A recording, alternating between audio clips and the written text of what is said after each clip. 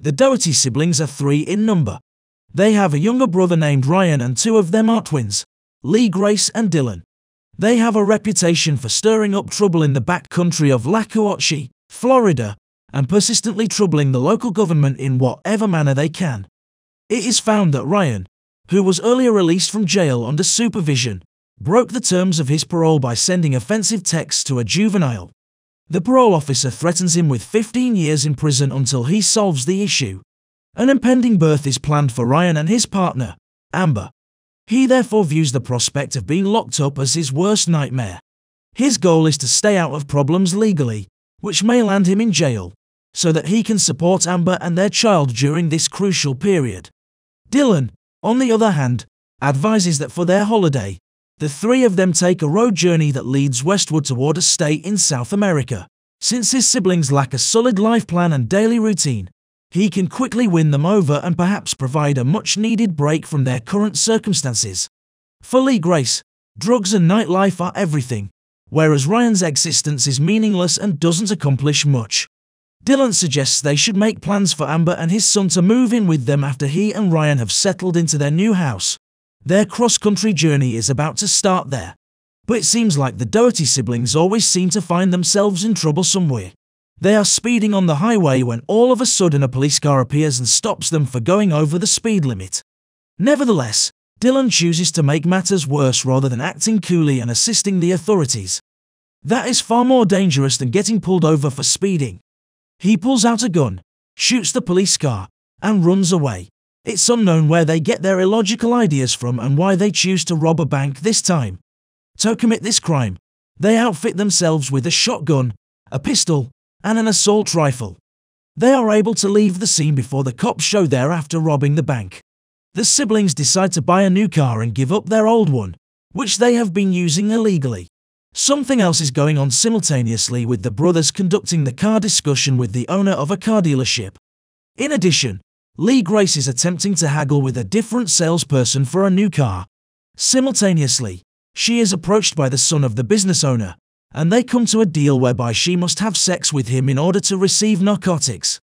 Just before they go to do it, Lee Grace starts a chat in which she expresses her desire to start a family, be a housewife, have kids, and even just cook for her future husband. But all it does is enrage the drug dealer more, and when she tries to back out of their arrangement, he turns violent. Lee Grace uses a wrench to strike the dealer in the head before taking off. She advises her brothers to go immediately and makes a call for assistance. Authorities in Georgia, Florida, and other states are currently actively looking for them. Their case has gained widespread public awareness and visibility thanks to the dissemination of their mugshots, which have been shown on prominent news websites throughout the nation. They're at the convenience store. Ryan is chatting with the attendant at the petrol station. He's excitedly telling everyone that his partner is going to deliver birth. But as he sees the news, he starts to worry. In the press, it is mentioned that 2 detectives are actively following leads pertaining to Ryan and his siblings, including the one who first coerced Lee Grace into signing a contract. They quickly consider their hiding place. An elderly couple who are passing by notices the siblings who are in need of a ride. The woman kindly asks them to come over for a piece of pie and extends an invitation for them to get in their car. At that point, Lee Grace begins talking animatedly about her family and how much she values the elderly couple's kindness and love. However, when the Dougherty siblings' story airs on the radio, everything changes. Nevertheless, the elderly couple realizes they are being pursued. Dylan pulls out his gun right away and orders Ryan to lead Lee Grace to their vehicle. Dylan ignores Lee Grace's passionate objections and keeps pointing his gun at the pair, defying him to use the weapon or hurt anyone. Dylan pauses and hesitates as the retired Navy guy quickly asks for forgiveness for whatever Dylan may have done to the couple when it comes time for him to really pull the trigger and murder them. He gets back in the car, and they take off for Colorado, a destination they have been wanting to see for a while. The detectives show up at the old couple's house after they report everything to the police. She tells them that she overheard Lee Grace say that she hopes to visit Colorado sometime. Upon learning about it, the investigators make the decision to travel to Colorado. Dylan is jolted with reality at night after spending the day playing in a lake's cool waters and remembering their early years. He starts to recall the horrific incidents that split up their family. Memories of his brother's maltreatment haunt him, and he starts having delusions that his sister and brother are being mistreated. He seeks for assistance from his siblings after finding some supplies at a campsite while in a troubled mood. They had planned to leave money for what they took, but they run into a family at the campsite with a small child, which throws off their plans. Dylan makes an effort to unite the family. However, 𝐒𝐵𝐲𝐬 challenges him by aiming a gun at him. Ryan steps in and orders the family to leave, which they do without delay. By doing so, they would inform the authorities of the recent offences they have committed. They have vowed to always support one another, and this has been a major aspect of their life together as siblings for as long as they can remember. Their partnership is based on this commitment. They see a police car tailing them as they travel toward Mexico. As other police cars join the pursuit, things quickly get out of hand. They are feeling uneasy and confused due to the abrupt shift in events, and they are attempting to comprehend what it means to be being pursued by the police.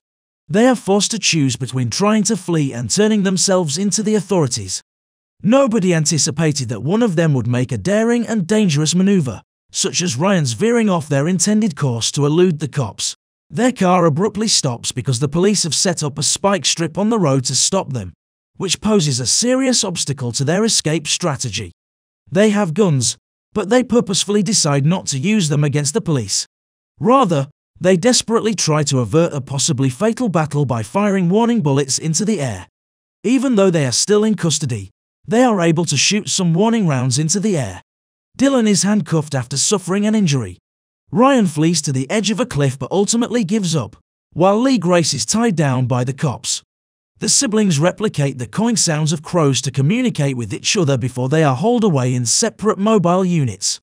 This tells each other that nothing will be able to sever their bond.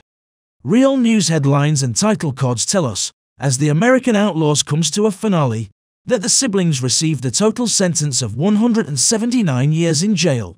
Dylan, however, made an effort to break free from prison. He even succeeded in getting out of his cell to deliver a note to his sister in which he pledged to free her as well. Regarding Ryan, the younger sibling, no details are known. The siblings continue to reject their incarceration today.